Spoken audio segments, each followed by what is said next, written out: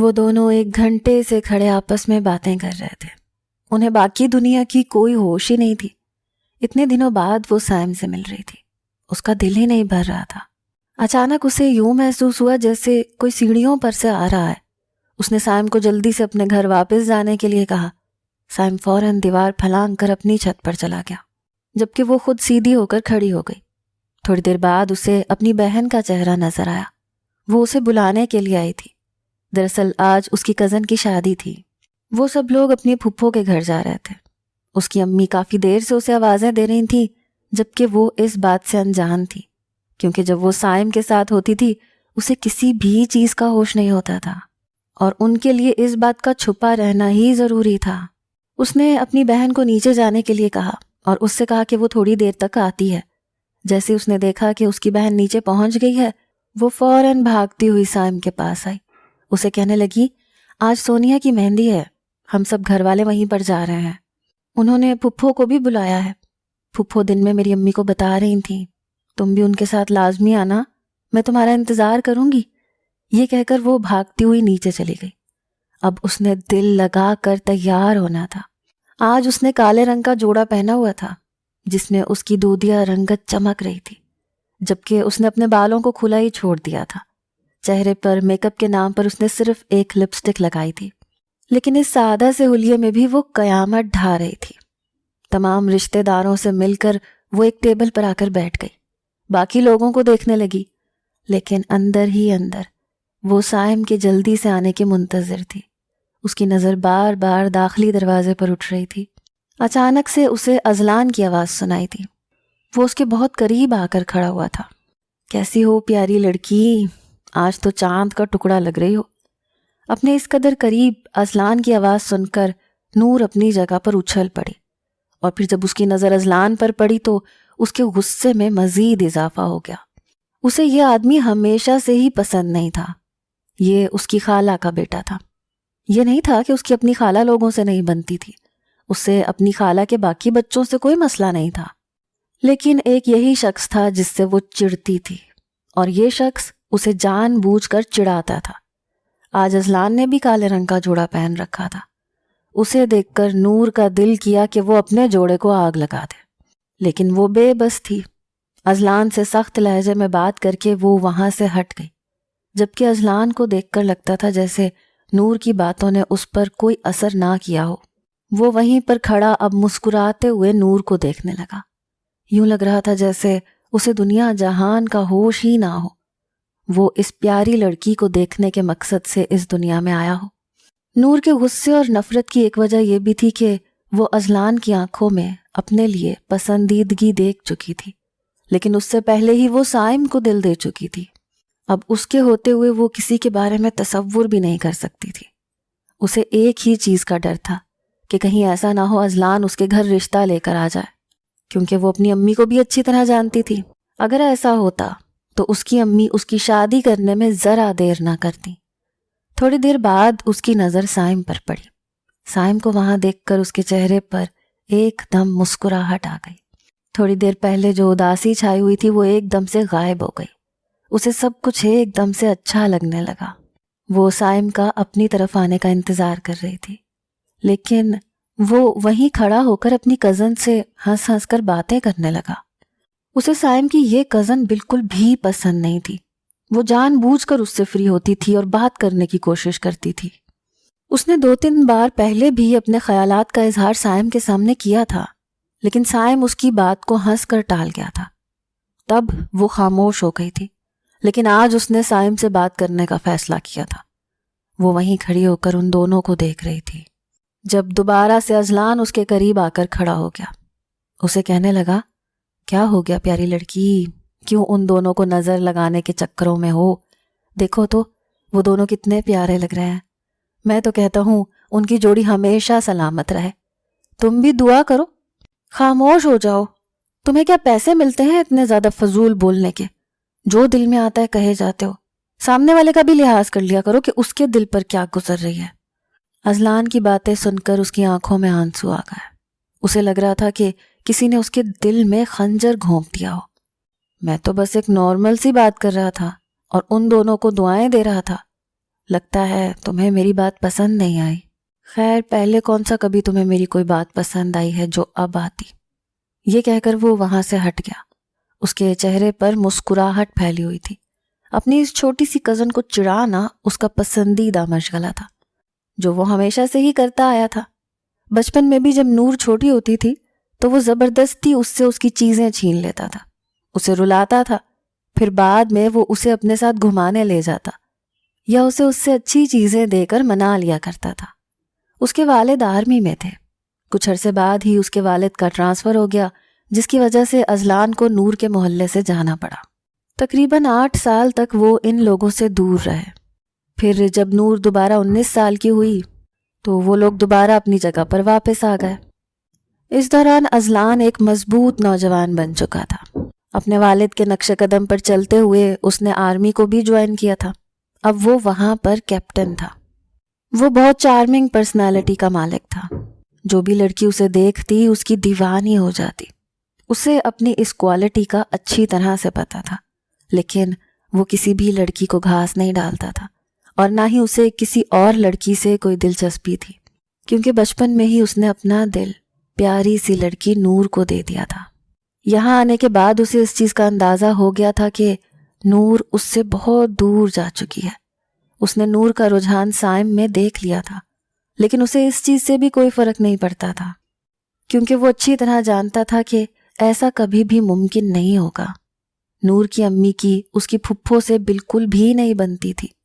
اس کی ایک وجہ یہ تھی کہ جوانی میں اس کی پھپھو نے اس کی امی کے ساتھ بہت برا سلوک روا رکھا تھا، جسے نور کی امی چاہ کر بھی بھلا نہیں سکتی تھی۔ اب ان لوگوں میں بظاہر کوئی ناراضگی نہیں تھی، لیکن دل کی رنجشیں کبھی کم نہیں ہوتی۔ اسی وجہ سے اذلان ان سب سے بے فکر تھا، اور جہاں تک نور کا سوال تھا وہ اچھی طرح جانتا تھا وہ نور کو اس قدر محبت دے گا کہ وہ اپنے ماضی کو بالکل بھلا دے گی۔ لیکن اس کے باوجود بھی جب وہ نور کی نظروں میں سائم کے لیے پیار دیکھتا تو اس کے دل کو کچھ ہوتا تھا۔ کبھی کبھار اس کا دل کرتا تھا کہ سائم کو اس دنیا سے ہی غائب کرتے، لیکن وہ بے بس تھا۔ اس بار اپنی کزن کی وجہ سے وہ لمبی چھٹی لے کر آیا تھا۔ اس دوران اس نے اپنی امی سے نور کے بارے میں بات کرنے کا بھی فیصلہ کر لیا تھا۔ اس نے سوچ رکھا تھا کہ جیسے ہی شادی ختم ہوگی وہ اپنی امی سے اپنی شادی کے بارے میں بات کرے گا۔ دوسری طرف سائم بلا شبہ نور سے بہت زیادہ محبت کرتا تھا، اس کے ساتھ بہت زیادہ اٹیچ تھا، لیکن اس کے ساتھ ساتھ وہ بہت ہی زیادہ ڈرپوک بھی تھا۔ وہ کوئی بھی کام اپنی امی کی مرضی کے خلاف نہیں کرتا تھا، اور نور اس بات سے بہت زیادہ چڑھتی تھی۔ وہ اسے اکثر اس بات کا طعنہ بھی دیتی تھی کہ کہیں ایسا نہ ہو وہ اپنی امی کے ڈر کی وجہ سے نور کو ہی چھوڑ دے۔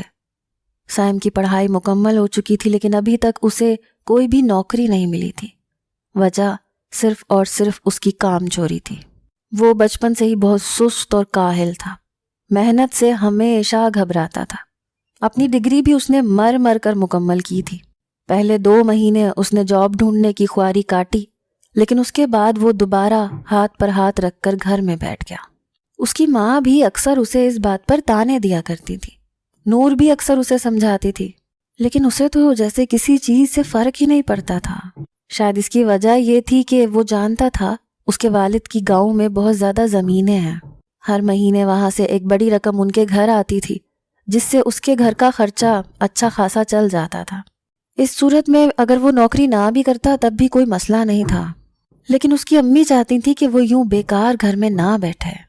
پچھلے 2 ماہ پہلے انہوں نے اسے گاؤں بھیج دیا تھا تاکہ وہ وہاں کام سنبھالے اور زمینوں کو دیکھے، لیکن سائم 1 مہینے بعد ہی وہاں سے بھاگ آیا تھا۔ شادی ختم ہونے کے بعد سب لوگ دوبارہ اپنی زندگیوں میں مصروف ہو گئے۔ نور کے BA کے پیپرز ہو رہے تھے، اس وجہ سے وہ بھی سارا دن گھر میں بیٹھی تیاری کرتی رہتی تھی۔ شام کے وقت وہ تھوڑی دیر کے لیے چھت پر جاتی، جہاں وہ سائم سے باتیں کیا کرتی، اسے اپنے دن کی رودات سناتی۔ وہ کافی دنوں سے دیکھ رہی تھی کہ خالہ اس کے گھر میں بہت چکر لگا رہی ہیں، اس کے بارے میں بہت زیادہ پوچھ رہی ہیں۔ نور کو یہ سب دیکھ کر ایک دم سے فکر ہونے لگی، کیونکہ کچھ دن پہلے وہ اذلان کا رویہ بھی دیکھ چکی تھی۔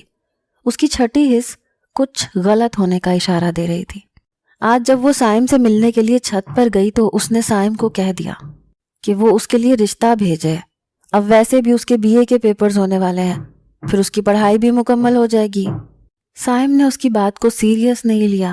اسے کہا کہ اتنی بھی کیا جلدی ہے, ابھی ویسے بھی بہت زیادہ وقت پڑا ہے, تمہاری عمر ہی کیا ہے, اور ابھی میں خود بھی اپنے آپ کو اس قابل نہیں سمجھتا کہ اپنے ساتھ ساتھ کسی اور کا بوجھ اٹھا سکوں. سائم کی بات سن کر اسے غصہ آ گیا.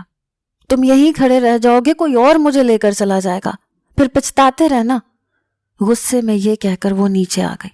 اسے بلا وجہ ہی رونا آ رہا تھا. کم از کم سائم سے اسے اس چیز کی توقع نہیں تھی. اسے وہ وقت اچھی طرح سے یاد تھا جب سائم اسے اس کے گھر رشتہ لانے کے لیے کہتا تھا, اور وہ سائم کو منع کیا کرتی تھی کہ ابھی میں چھوٹی ہوں. اور اب جب سائم سے اس نے خود اس بارے میں بات کی تو اس نے صاف انکار کر دیا. دوسری طرف سائم نہ چاہتے ہوئے بھی نور کے بارے میں سوچ رہا تھا اور امی سے بات کرنے کے لیے خود کو تیار کر رہا تھا, کیونکہ وہ جانتا تھا کہ جب وہ یہ بات کر کے فارغ ہوگا تو گھر میں ایک طوفان آ جائے گا. اس نے رات کو ہمت کی, اپنی امی کے پاس جا کر بیٹھ گیا. تھوڑی دیر ادھر ادھر کی باتیں کرنے کے بعد وہ اپنے مدعے پہ آیا.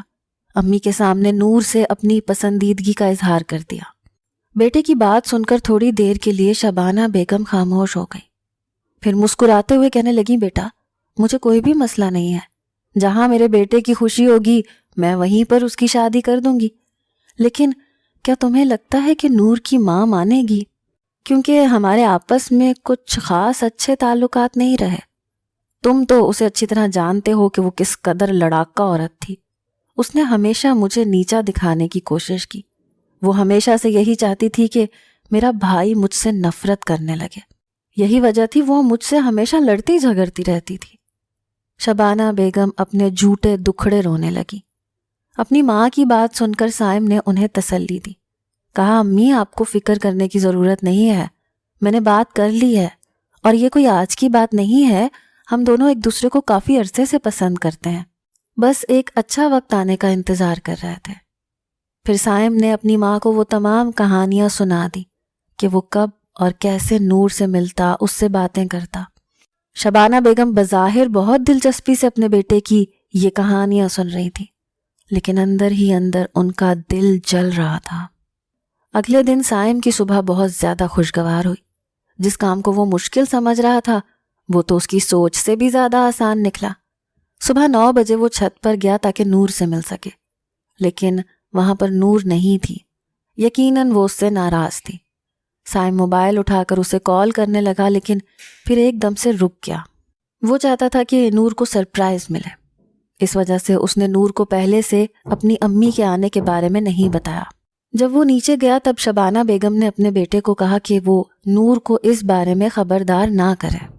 اپنی امی کی یہ بات سن کر اس نے اس بات میں سر ہلایا اور شکر کرنے لگا کہ اس نے نور کو بتایا نہیں تھا.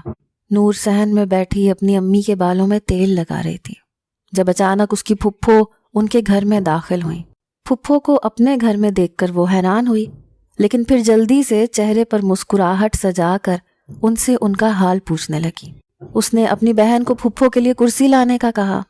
تھوڑی دیر ادھر ادھر کی باتیں کرنے کے بعد اس کی پھپھو براہ راست اس سے مخاطب ہوئی. کہنے لگی, واہ بیٹا, تم نے تو مجھے حیران پریشان ہی کر دیا. میں تو تمہیں بہت زیادہ معصوم سمجھتی تھی. وہ یہ سب کچھ ہنستے ہوئے کہہ رہی تھی, لیکن نور کی امی ان کے لہجے میں نفرت کو محسوس کر سکتی تھی. نور کے بجائے اس کی امی نے کہا, آپ کا کیا مطلب ہے؟ آپ کس بارے میں بات کر رہی ہیں؟ اب معصوم مت بنو نور کی امی. اب یہ نہ کہنا کہ تمہیں اس بارے میں پتہ نہیں تھا. پھپھو آپ کس بارے میں بات کر رہی ہیں؟ ہمیں واقعی کچھ سمجھ نہیں آ رہی. اب کی بار نور بولی, ارے تمہیں بھی نہیں پتا, چلو میں خود تمہیں یاد کروا دیتی ہوں. دراصل میں کہہ رہی ہوں کہ تم میرے بیٹے پر ڈورے ڈالنے میں کامیاب ہو گئی ہو, لیکن میں تمہیں اس کی زندگی میں شامل نہیں ہونے دوں گی. اپنے ذہن سے تم یہ بات نکال دو کہ تم کبھی میری بہو بنو گی. نور کو اپنی پھپھو سے اس قسم کی باتوں کی توقع نہیں تھی.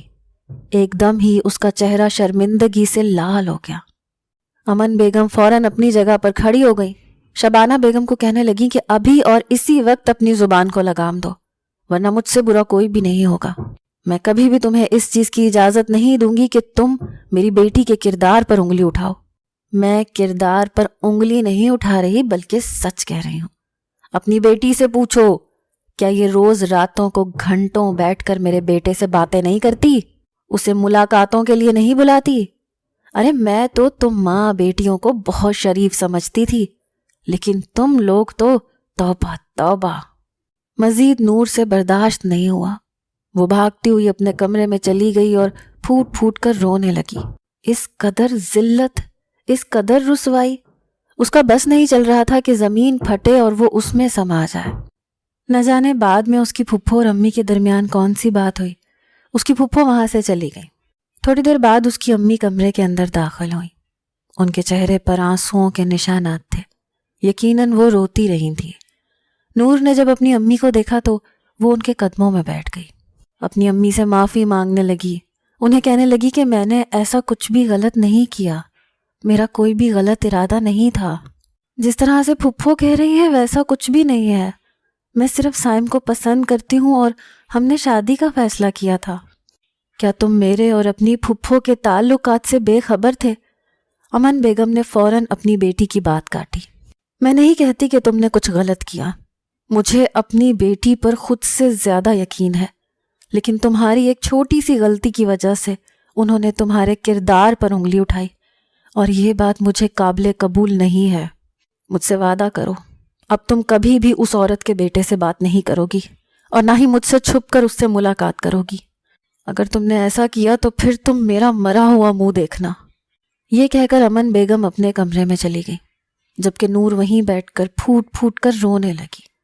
نور کی بہن اسے چپ کروانے کی کوشش کر رہی تھی، لیکن اسے صبر نہیں آ رہا تھا۔ اپنے ماں باپ سے چاہے جتنی محبت ہی صحیح، لیکن سائم سے دور ہونے کا خیال اس کے دل کو چیر رہا تھا۔ اس کی بہن تھک کر کمرے سے باہر چلی گئی۔ دوسری طرف شبانہ بیگم اپنے مقصد میں کامیاب ہو چکی تھی۔ اب وہ جانتی تھی کہ کچھ بھی ہو جائے، کبھی بھی امن بیگم اپنی بیٹی کی شادی اس کے گھر میں نہیں کرے گی، اور وہ یہی چاہتی تھی۔ گھر آ کر اس نے سائم کو امن بیگم کے خلاف بھڑکایا، اسے یہاں تک کہہ دیا کہ نہ صرف امن بیگم نے ان کی بے عزتی کی ہے بلکہ انہیں دھکے دے کر گھر سے نکالا ہے۔ اپنی امی کی اس قدر تذلیل کا سن کر اس کا پارا ہائی ہو گیا۔ اس نے فوراً نور کو کال ملائی۔ دوسری طرف نور نے جیسے ہی دیکھا کہ سائم کی کال ہے، اس نے جلدی سے کال اٹھا لی۔ اس سے پہلے کہ وہ سائم کو کچھ کہتی، سامنے سے سائم کی غصے بھری آواز آئی، اور اس نے نہ صرف نور کو بلکہ اس کے گھر والوں کو باتیں سنائی اور اس کے ساتھ رشتہ ختم کر دیا۔ اس نے نور کی کوئی بھی بات نہ سنی، نہ ہی اسے کچھ کہنے کا موقع دیا، اور اس کے ساتھ ہی نور کو لگا کہ اس کا دل بند ہو جائے گا۔ اسے سائم سے اس چیز کی بالکل بھی توقع نہیں تھی۔ وہ سمجھ رہی تھی کہ وہ دونوں مل کر کوئی حل نکال لیں گے، لیکن پھپھو نے نہ جانے جا کر سائم کو ایسا کیا کہا کہ وہ اپنی محبت کے ہی خلاف ہو گیا۔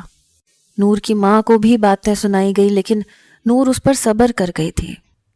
اس نے اپنی محبت کو جو چنا تھا، لیکن فوراً ہی سائم نے اسے اس کی غلطی کا احساس دلا دیا۔ کافی دنوں تک وہ چپ چپ رہی، نہ تو وہ کسی سے زیادہ بات کرتی تھی، نہ ہی اپنے کمرے سے باہر نکلتی تھی۔ اس کی ماں نے اسے اس کے حال پر چھوڑ دیا تھا۔ وہ جانتی تھی کہ ان کی بیٹی فی الحال کس تکلیف سے گزر رہی ہے، لیکن تھوڑے عرصے کی تکلیف ساری زندگی کے رونے سے بہتر تھی۔ تھوڑے دنوں بعد نور کے پیپر شروع ہو گئے۔ اس کا پڑھائی میں بالکل بھی دل نہیں لگ رہا تھا۔ اس کے بہت برے پیپر ہو رہے تھے۔ نور کو لگ رہا تھا کہ اس بار وہ لازماً فیل ہو جائے گی، لیکن اب اسے کسی بھی چیز کا شوق نہیں رہا تھا۔ اس دن راستے میں اس کی اچانک سائم سے ملاقات ہو گئی۔ سائم کا حال بھی اس سے برا نہیں تھا۔ اس کے سر کے بال بکھرے ہوئے تھے، اس کی داڑھی کافی دنوں کی بڑھی ہوئی تھی۔ نور نے جیسے ہی اسے دیکھا، اس نے اپنا راستہ بدل دیا۔ یہ دیکھ کر سائم کے دل کو کچھ ہوا تھا۔ تھوڑے دنوں بعد اسے احساس ہو گیا تھا کہ اس نے نور کے ساتھ غلط کیا ہے۔ کم از کم اسے نور کی بات سننی چاہیے تھی، لیکن اس نے سوچ لیا تھا کہ وہ جلد سب کچھ ٹھیک کر دے گا، نور سے اپنے رویے کی معافی مانگے گا۔ اس دن کے بعد اس نے نور سے 2-3 بار بات کرنے کی کوشش کی، لیکن نور نے اسے اس چیز کا موقع نہیں دیا۔ وہ مزید وہی کہانی دوبارہ شروع نہیں کر سکتی تھی، اور نہ ہی اپنی غلطی دہرانا چاہتی تھی۔ دوسری طرف اذلان کی امی نے اپنی بہن سے بات کر لی تھی۔ نور کی امی نے انہیں کہا تھا کہ وہ کچھ دنوں تک انہیں جواب دیں گی۔ امن بیگم نے جب دیکھا کہ اب ان کی بیٹی دوبارہ بہتر ہو رہی ہے تو انہوں نے اذلان کی امی کو ہاں میں جواب دے دیا اور نور کو اپنے کمرے میں بلا کر بتایا کہ انہوں نے اس کا رشتہ اذلان کے ساتھ طے کر دیا ہے۔ وہ بغور نور کے چہرے کو دیکھ رہی تھیں، یہ پتہ لگانے کی کوشش کر رہی تھیں کہ اس کے دماغ میں کیا چل رہا ہے۔ جواباً نور نے کچھ بھی نہیں کہا، وہ صرف اتنا کہہ کر واپس آ گئی کہ آپ لوگوں کو جیسا بہتر لگے ویسا ہی آپ کریں، مجھے کوئی مسئلہ نہیں ہے۔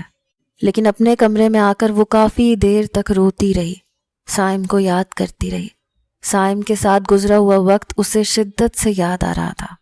دوسری طرف سائم کا بھی یہی حال تھا، وہ نور کو بھلا نہیں پا رہا تھا، وہ اس کی زندگی کا ایک حصہ بن چکی تھی۔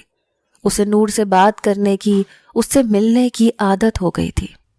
اب نور کے بغیر اسے اپنی زندگی ادھوری لگ رہی تھی۔ اپنے بیٹے کی یہ حالت دیکھ کر شبانہ بیگم کو اپنے کیے پر کبھی کبھار افسوس ہوتا تھا، لیکن پھر وہ اپنی انا کے ہاتھوں مجبور ہو کر اسے ظاہر نہیں کرتی تھیں۔ لیکن وہ یہ چیز اچھی طرح دیکھ سکتی تھیں کہ ان کا بیٹا اس لڑکی کے غم میں گھلتا جا رہا ہے۔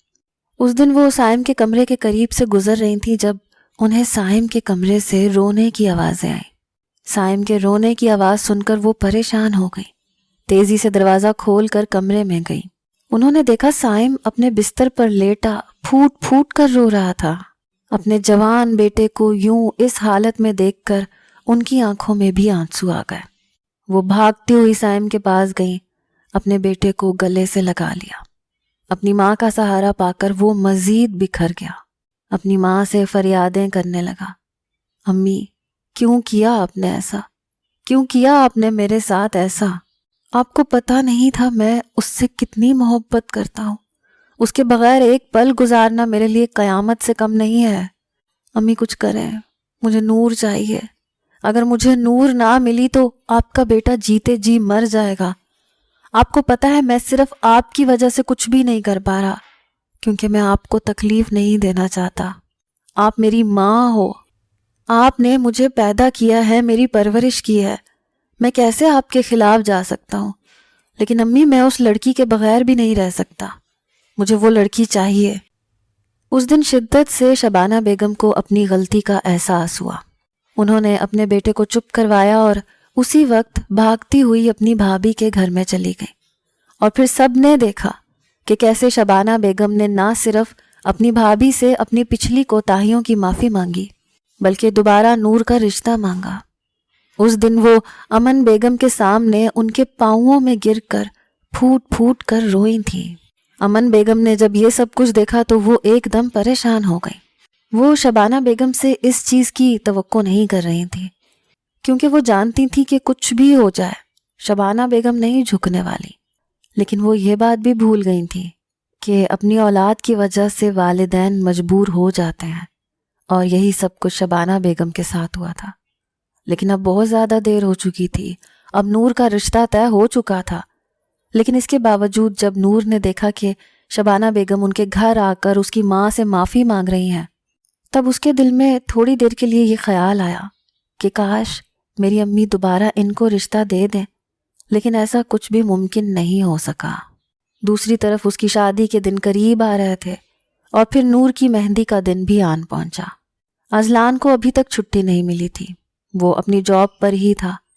لڑکیاں بہت پیار سے نور کے ہاتھوں پر مہندی لگا رہی تھیں اور اسے اذلان کے نام سے چھیڑ رہی تھیں، لیکن یوں لگتا تھا جیسے نور کے دل میں کوئی جذبہ ہی نہ ہو۔ اس کے سارے جذبات ایک دم ہی دم توڑ گئے تھے، وہ صرف جیتا جاگتا ایک وجود تھی۔ بلا شبہ وہ اذلان کی دلہن بننے جا رہی تھی، لیکن اس دوران بھی اس کے ذہن میں صرف اور صرف سائم چھایا ہوا تھا۔ سائم کو یاد کر کے بار بار اس کی آنکھیں بھیگ رہی تھیں۔ یہ تمام لمحے اس نے سائم کے ساتھ سوچے تھے۔